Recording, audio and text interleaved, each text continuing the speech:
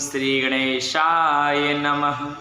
ओम श्री जगदम्बिकाय नमः। श्रीमद्देवी भागवत पुराण अष्टम स्कंद वराह अवतार की कथा। प्रथम अध्याय में वराह अवतार की कथा देते। अष्टम अध्याय में जन्मेजय ने कहा, हे विप्रहर्षि, अब मैं भगवती जगदम्बिका के विशद कथा सुनना चाहता हूँ। व्यास जी कहते, राजन सुनो, अब मैं भगवती जगदम्बिका की श्रेष्ठ पूजा का प्रसंग कहता हूँ, जिसे करने अथवा सुनने मात्र से ही मनुष्य का कल्याण हो जाता है। ब्रह्मा जी के पुत्र स्वयंभू आदि मनु कहे जाते हैं। प्रतापी मनु की भार्या का नाम शत्रुपा है। एक समय से ये स्वयंभू मनु अपने पुण्यात्मा पिता प्रजापति ब्रह्मा के पास भक्ति पूर्वक पधारे। तब ब्रह्मा जी ने उनसे कहा, बेटा तुम्हें भगवती भुवनेश्वरी की उत्तम उपासना करनी चाहिए, तात इन्हीं के प्रसन्न होने पर तुम्हारी यह प्रजा सृष्टि सुचारू रूप से चल सकती है। वे तपस्या द्वारा जगत की रचना करने वाली देवी को संतुष्ट करने के प्रयत्न में लग गए। ब्रह्मापुत्र स्वयंभू मनु ने जब भगवती की स्तुति की तब वे प्रसन्न हो उनके प्रति बोली। देवी ने कहा, हे राजेंद्र, मेरी कृपा प्रसाद से तुम्हारी प्रजा सृष्टि अवश्य संपन्न होगी और बिना किसी विघ्न बाधा के यह क्रमशः बढ़ती रहेगी। तदनंतर ब्रह्मा जी के पुत्र महान प्रतापी राजा स्वयंभू मनु ब्रह्मा जी के पास गए और बोले, पिताजी आप मुझे कोई एकांत स्थान दीजिए जहाँ रहकर मैं प्रचुर प्रजा की सृष्टि कर सकूं। अपने पुत्र स्वयंभू मनु की बात सुनकर उन्होंने बहुत देर तक विचार किया। सोचा कि यह सृष्टि करता रहा परंतु ठहर नहीं सकी, इसे जल डूबता रहता है। मेरा यह चिंतित कार्य तभी सफलतापूर्वक संपन्न हो सकता है जब वे आदि पुरुष भगवान मेरे सहायक बन जाएं, जिनके आदेश से मैं इस प्रयत्न में लगा रहा हूँ। इतने में ब्रह्मा जी की नसिका के अग्रभाग से एक छोटा सा वराह शिशु सहसा प्रकट हो गया। उसका प्रमाण केवल 1 अंगुल था। ब्रह्मा के सामने ही वह तुरंत विशाल हो गया। उसी समय पर्वत की तुलना करने वाले वराह रूपधारी भगवान श्री हरि गरज उठे। सर्वसमर्थ श्री वराह जल में प्रविष्ट हो गए।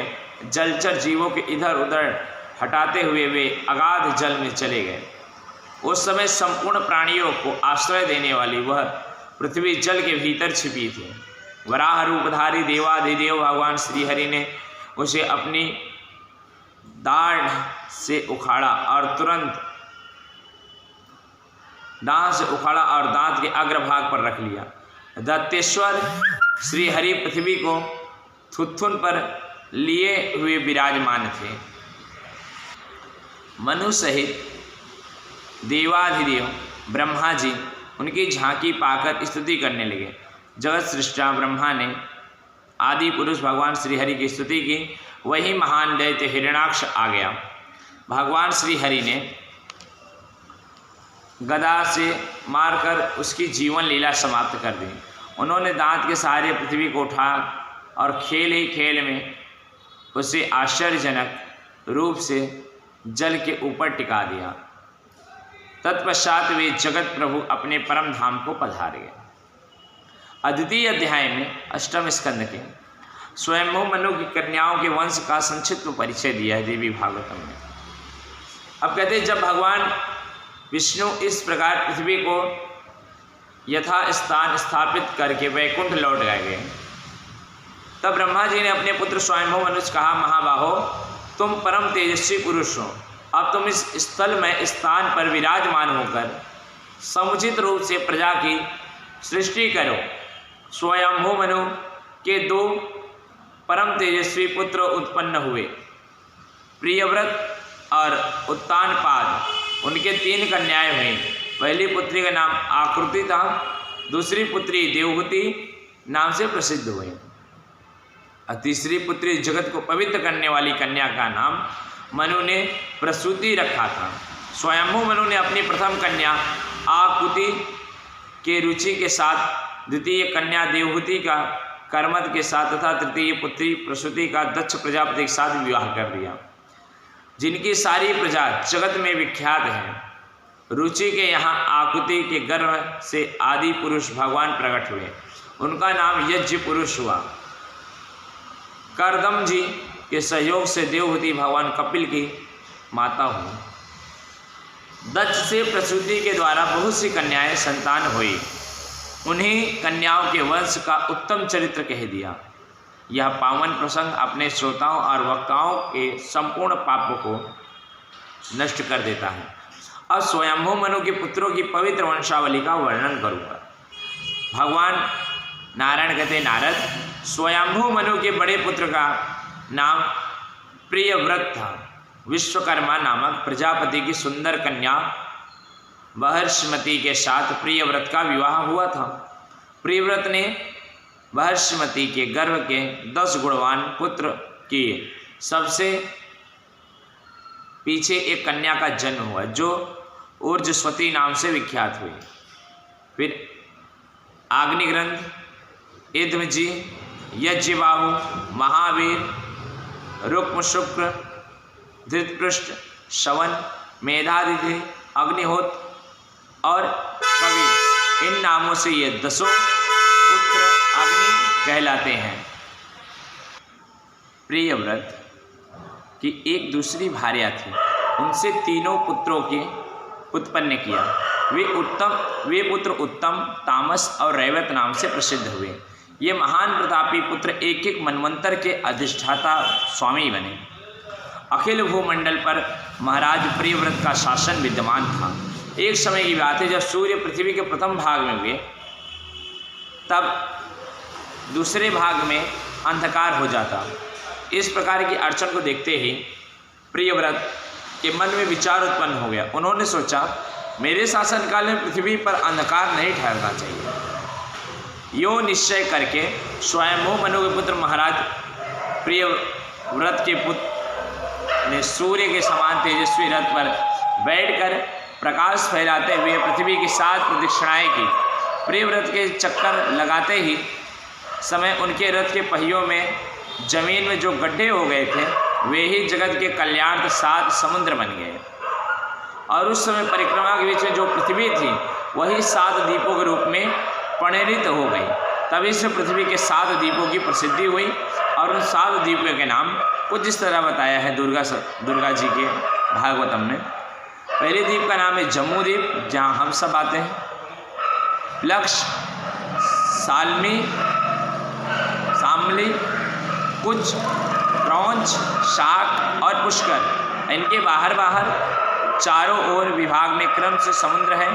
वे समुद्र छारोद, दधिमंडोल, सुद्धोध नाम से विख्यात हैं। तभी से भूमंडल में 7 समुद्रों की प्रसिद्धि हुई।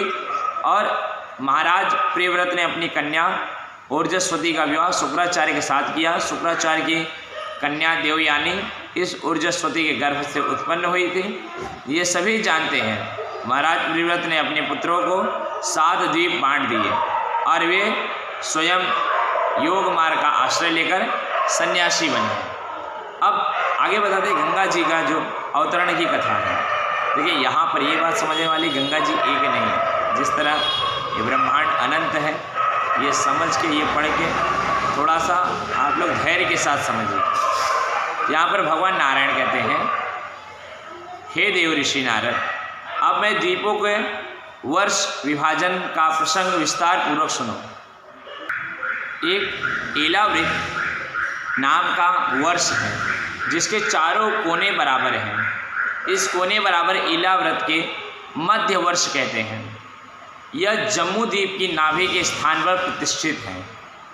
एलावृत वर्ष के नाम हैं।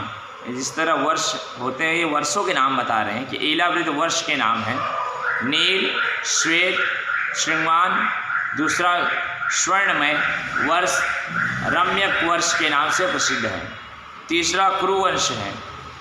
उक्त पर्वत इन सभी वर्षों की सीमा व्यक्त करते हैं। हरिवर्ष, किम पुरुष और भारतवर्ष, इन तीनों वर्षों का विभागानुसार यथा वर्णन मिलता है। निषद, हेमकूट और हिमालय, ये 3 पर्वत इनकी सीमा है। केतुमाल और भद्राशव वर्ष की सीमा माल्यवान एवं गंधमादन पर्वत पर निर्भर है। भगवान नारायण कहते हैं, नारद, अरुणोदा नदी मंदार पर्वत से निकलकर ईलावृत वर्ष के पूर्व भाग में बहती है। भगवती जगदम्बा की अनुचरी स्त्रियां तथा यक्षों एवं गंधर्वों की पत्नियां अरुणोदा के जल में स्नान करती हैं। स्नान करते समय उनके शरीर की दिव्य गंध से जल श्वासित हो जाता है।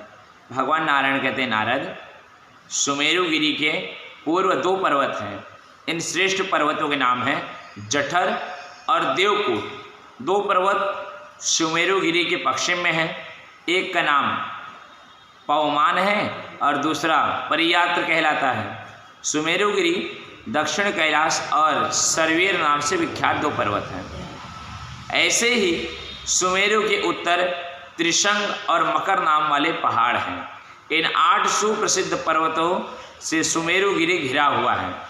इस सुमेरुगिरी के शिखर पर पद्मयोनि ब्रह्मा जी की पुरी है।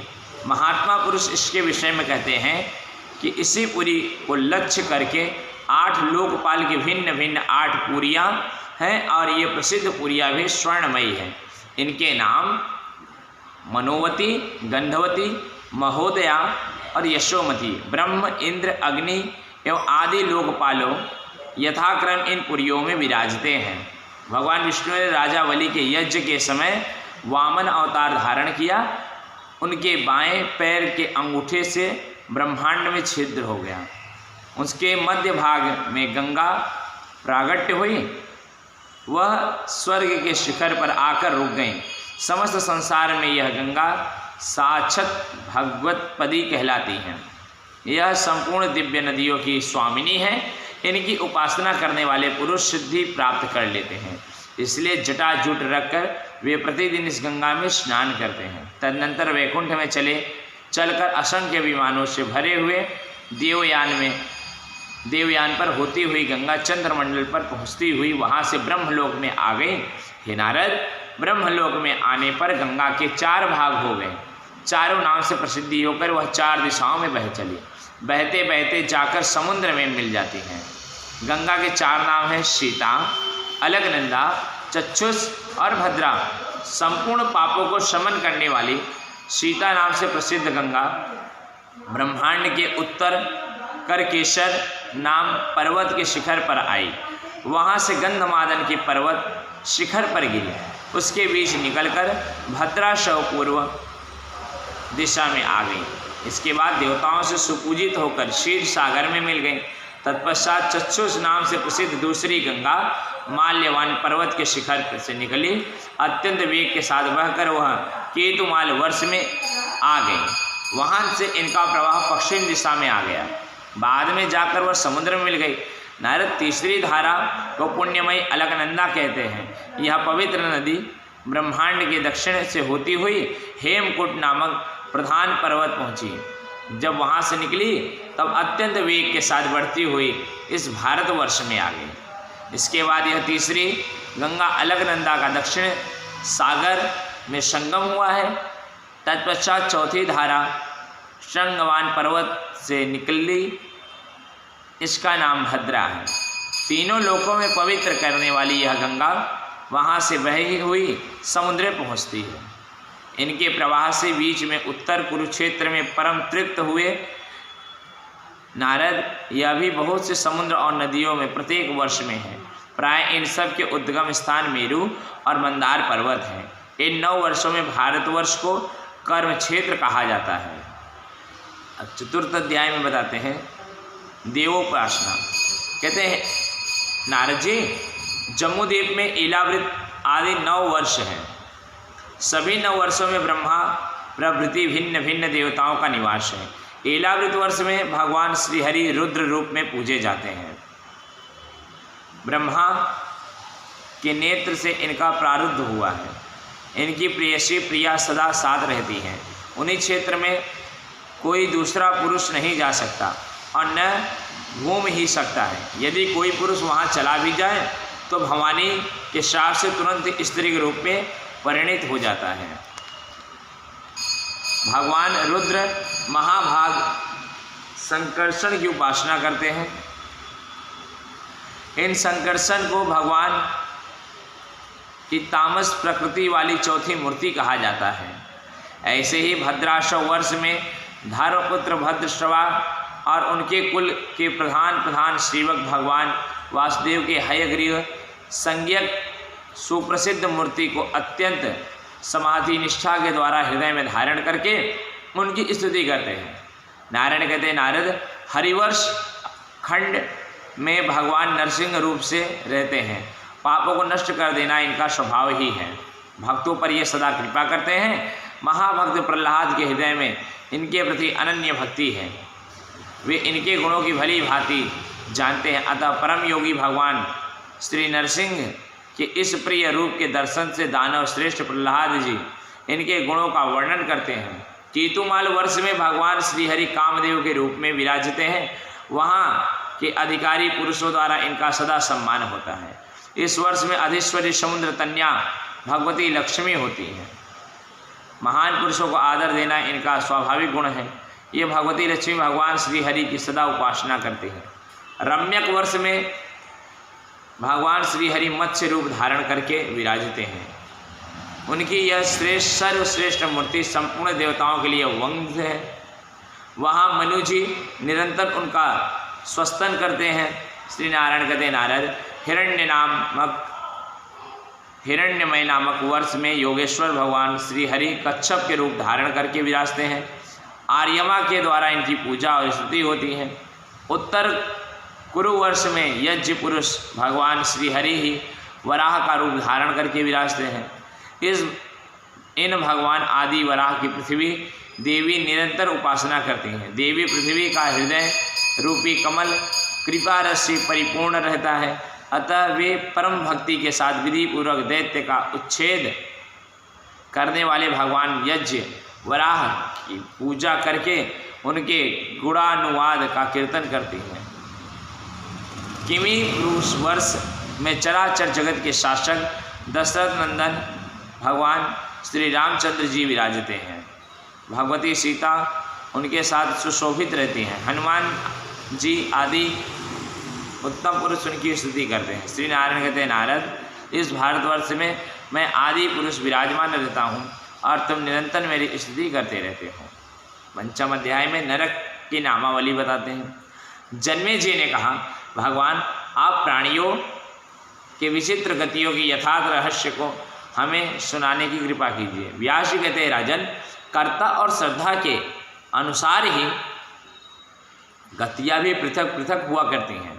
कर्ता में यदि सात्विक श्रद्धा हो तो कर्म के फल स्वरूप उसे सुखप्रद गति मिलती है। राजसी श्रद्धा के प्रभाव से कर्ता दुखी और मूर्ख बन बैठता है। भगवान की आज्ञा के अनुसार दंड विधान करना यमराज का प्रधान कर्तव्य है। यथा स्थान नियुक्त उनके समस्त गण भी धर्म के रहस्य से पूर्ण परिचित तथा परम आज्ञाकारी हैं। राजन नरकों की संख्या 21 बताई गई है।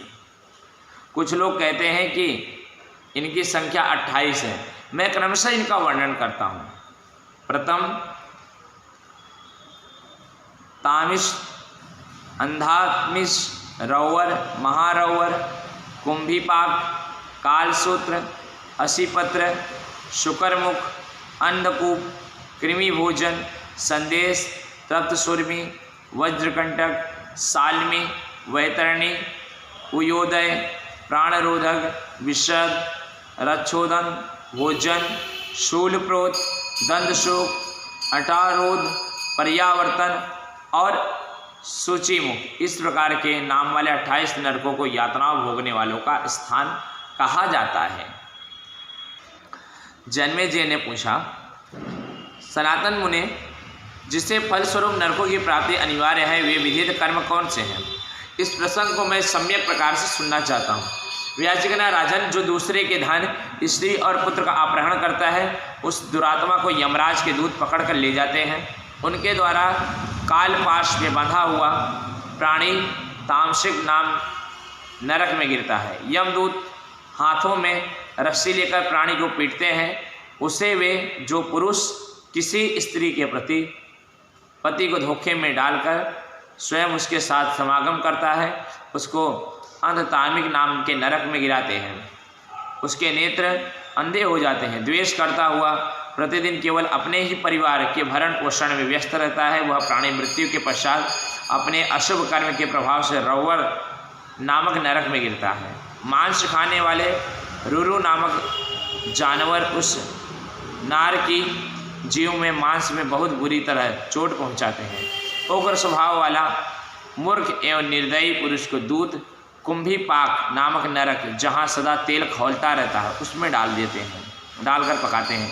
पिता और ब्राह्मण से वैर करने वाला प्राणी काल सूत्र नाम के नरक में स्थान पाता है।